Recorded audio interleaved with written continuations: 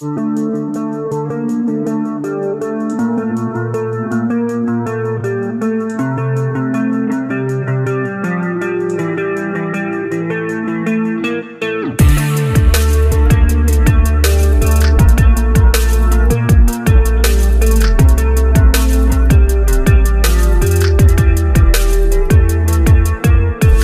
guys, kembali lagi bersama saya di channel Kaum Rebahan. Kali ini saya akan membahas alur cerita film yang tentunya sangat seru banget. Ya udah gak usah berlama-lama lagi, langsung aja ke alur cerita filmnya. Pada tahun 1991, kita akan bertemu dengan Moody, seorang pembunuh bayaran yang sangat terkenal kepiawaiannya. Saat itu ia sedang kembali ke markasnya. Tanpa sengaja ia melihat ada beberapa orang tewas tergeletak. Saat menyelidiki lebih lanjut, ia juga menemukan anak perempuan di dalam lemari. Anak itu bernama Anna. Ternyata Anna lah yang membunuh semua orang yang ada di sana setelah menculik dan membunuh keluarga Anna. Moody yang iba pun berusaha menenangkan Anna. Dia dengan lembut mengajak Anna pergi dari tempat itu. 30 tahun telah berlalu. Di Rumania, kita akan melihat ada pria yang sedang diculik. Sebut saja namanya Eko. Penculik Eko meminta tebusan 3 miliar kepada bapaknya. Mendengar itu, tanpa pikir panjang, bapaknya Eko yang bernama Oke langsung mengirim anak buahnya untuk berangkat ke pertemuan yang telah dijanjikan itu. Dari sini kita bisa tahu bahwa Oke bukanlah orang yang bisa dipandang remeh. Saat anak buah Oke mengecek mobil penculik, di sana tidak ada Eko, hanya ada seorang wanita, yaitu Anna. Setelah memastikan Anna aman tanpa senjata, mereka kemudian membawa Anna untuk menemui Oke. Oke menyampaikan bahwa dia sudah menyiapkan uang yang mereka mau dan mengancam akan mengambil uang itu lagi jika anaknya sudah ia dapatkan. Tapi tidak disangkanya Anna menjawab jika ia datang bukan untuk uang, tapi untuk... Dengan santainya Anna berjalan keluar rumah Oke. Padahal masih banyak penjaga yang tentu saja siap untuk membunuhnya. Yang ternyata misi mereka sudah selesai dan mereka pun mendapat 7 juta euro. Setelah itu mereka pun melantarkan Eko begitu saja. Mereka yang sejak dulu telah berkeliling dunia untuk menjadi pembunuh bayaran memutuskan untuk hidup dengan damai seperti manusia pada umumnya di London. Kini Anna di apartemen dan menyambung hidup dengan menyewa sebuah toko untuk berjualan buku. Sementara itu Moody tinggal di rumah yang sangat megah. Saat ulang tahun Moody, Anna memberi hadiah berupa gitar tua yang sangat diinginkannya dari dulu. Sejak anak kecil, Moody selalu bercerita dia ingin hidup tenang sambil memainkan gitar tua dan kini mimpinya sudah terkabul. Tidak disangkanya, Moody memberikan sertifikat toko yang disewa Anna, yang berarti toko tersebut sudah sepenuhnya milik Anna. Tapi ternyata Moody tidak memberikannya begitu saja. Ia meminta tolong Anna untuk mencari seseorang yang bernama Lukas, anak dari mafia bernama Bambang yang dulu pernah ia bunuh. Ia yang merasa bersalah ingin menebus dosanya dengan merawat Lukas. Tanpa pikir panjang, Anna langsung menerima tawaran itu dan bersedia membantu si Moody. Hari berganti, Anna meminta tolong pada sahabat dekatnya yang bernama Joko untuk melacak si Lukas.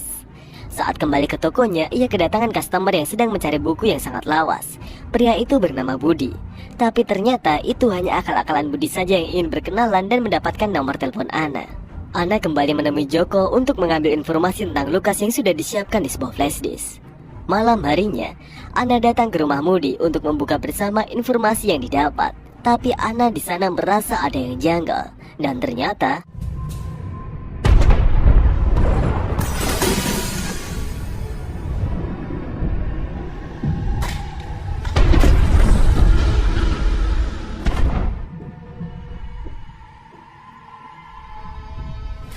Anna yang masih syok langsung pergi untuk menemui Joko.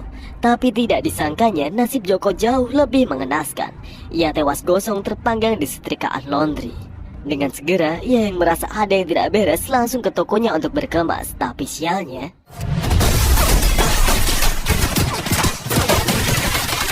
ada 2 orang yang berniat membunuhnya. Anna yang sudah terbojok kemudian berpura-pura mati dan rencananya ternyata berhasil.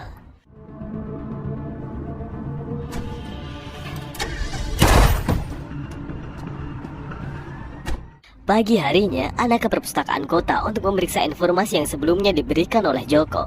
Dari informasi yang didapat itu, kita bisa mengetahui bahwa Lukas lahir pada tanggal 5 Februari tahun 1990. Ia kemudian dibawa ke rumah sakit Khwedaria tahun 1999. Ayahnya, si Bambang, yang dulu dibunuh tahun 1991 oleh Moody adalah seorang mafia penjual senjata kimia yang memasuk senjatanya untuk memberontak di Vietnam. Dia dulu tewas saat mobilnya diledakkan oleh Moody sebelum ia diadili atas kejahatan yang ia lakukan.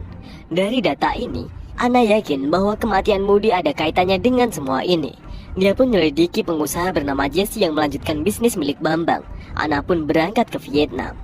Suatu pagi di Vietnam, terlihat komplotan geng motor yang dipimpin oleh Tarjo. Tiba-tiba mereka dikagetkan oleh seorang pengendara motor. Mereka yang tidak terima langsung mengejar orang itu. Mereka pun berhasil menemui orang itu yang sudah menunggu di suatu tempat, yang ternyata ia adalah Ana. Ternyata Ana adalah sahabat baiknya Tarjo. Tanpa basa-basi, Ana menawarkan motornya pada Tarjo dengan imbalan Tarjo harus mengatur pertemuannya dengan Jesse. Malam harinya, komplotan geng motor Tarjo mencegat mobil Jesse serta menodongnya. Namun tidak disangkanya, Ana hanya memberikan kartu namanya lalu pergi begitu saja. Beberapa hari telah berlalu. Akhirnya Jesse pun menghubungi Ana. Ia meminta Ana untuk datang langsung ke kantornya. Setelah melewati pemeriksaan, Ana dibawa masuk ke ruangan Jesse. Di sana Jesse ditemani oleh pengacaranya yang bernama Dayat. Dengan tenang Jesse menceritakan bisnisnya bersama Bambang. Ia pun bertanya, mengapa Ana mencari tahu tentang seseorang yang tewas 30 tahun lalu. Ana menjawab jika yang ia cari bukanlah si Bambang, tapi anaknya yang bernama Lukas. Tanpa diduga, Dayat yang mendengar itu langsung menembak Jesse. Ia lalu bertanya, siapa Ana sebenarnya? Namun tiba-tiba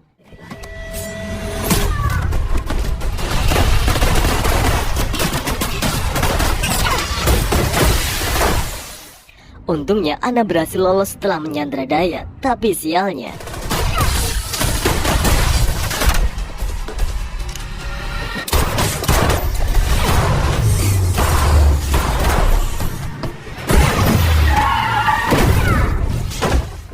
ia akhirnya tertangkap.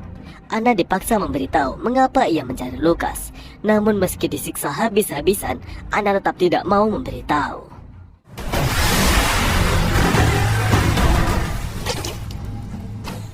Tidak lama kemudian, tidak disangkanya Budi datang ke sana. Ia memberitahu kalau dia dan Dayat bekerja untuk orang yang sama, tapi dia tidak membunuh Moody dan Joko. Ia hanya bertugas untuk memastikan tugasnya sudah selesai. Setelah berkata seperti itu, Budi keluar dari sana lalu minta Dayat untuk berhenti menginterogasinya dengan cara kasar.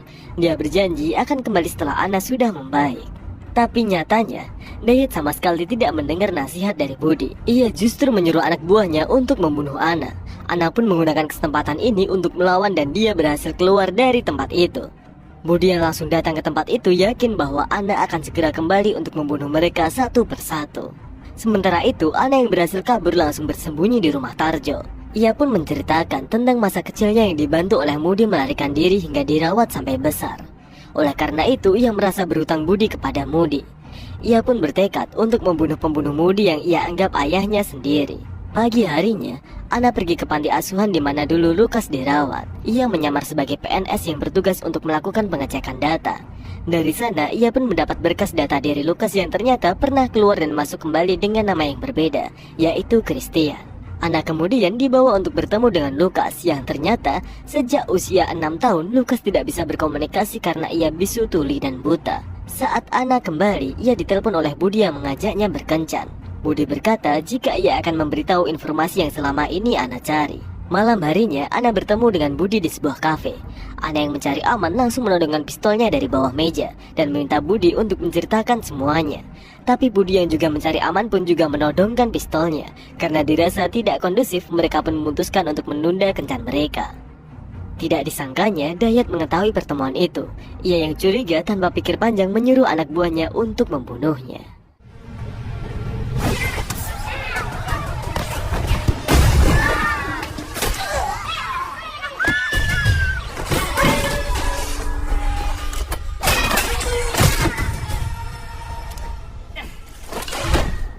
Sementara itu, ternyata Ana sudah ada di rumah Dayat untuk menginterogasinya.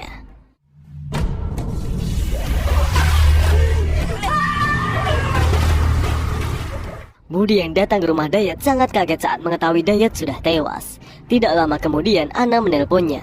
Ia diberitahu jika Ana sudah tahu semua informasi yang ia butuhkan.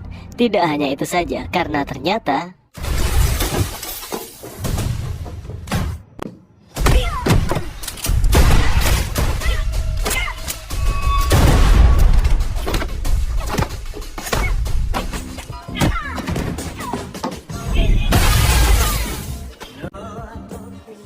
Mereka yang sama-sama kuat memutuskan untuk melanjutkan kekuatan di atas kasur.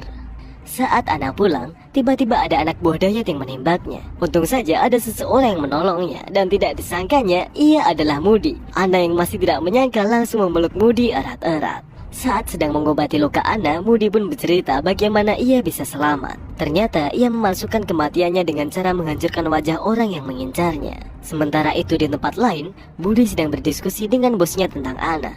Tidak disangkanya, ternyata bos Budi adalah si Bambang. Ia yang akan mengadakan pesta pun meminta tolong pada Budi untuk menyiapkan pengamanan super ketat agar ia bisa aman. Setelah persiapan yang matang, pesta pun akhirnya dimulai. Budi yang bertugas kini berada di posisi yang sangat membingungkan karena ia tahu pasti Ana akan datang untuk membunuh si bosnya. Padahal dia menaruh rasa pada Ana, apalagi setelah adu kekuatan di atas kasur yang membuatnya ketagihan. Saat Bambang menyampaikan sambutan, Ana masuk dengan menyamar sebagai pelayan, tapi tentu saja Budi mengenalinya. Ia pun langsung mengamankannya.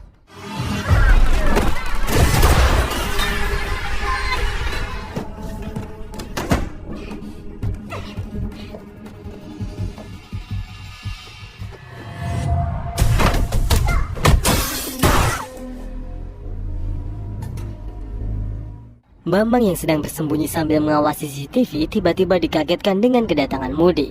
Dulu yang membayar Moody adalah si Bambang, yang minta Moody untuk memalsukan kematiannya sehingga ia terlepas dari hukuman penjara. Kini Moody kembali mendatangi Bambang untuk meluruskan misinya dulu, yaitu membunuh Bambang tanpa dipalsukan lagi.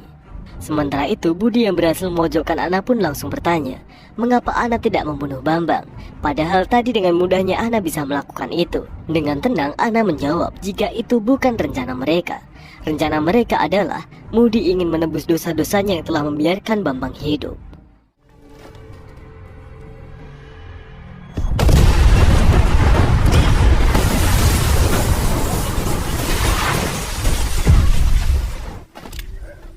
Ana yang terluka parah memutuskan untuk ke rumah masa kecilnya. Di sana ia teringat bagaimana seluruh keluarganya dihabisi tepat di depan matanya dengan sangat sadis. Untungnya dia berhasil mencuri pistol lalu membunuh semua penjahat yang ada di sana. Hingga kemudian ia yang masih ketakutan ditemukan oleh Moody. Ingatan dan kenangan Ana dipecahkan oleh kedatangan Budi. Ana berkata bahwa ia sudah lelah. Ia sangat ingin bisa hidup tenang dan damai. Dan dia tidak akan mungkin bisa mendapatkan itu jika Budi masih hidup. Mereka berdua pun saling todong dan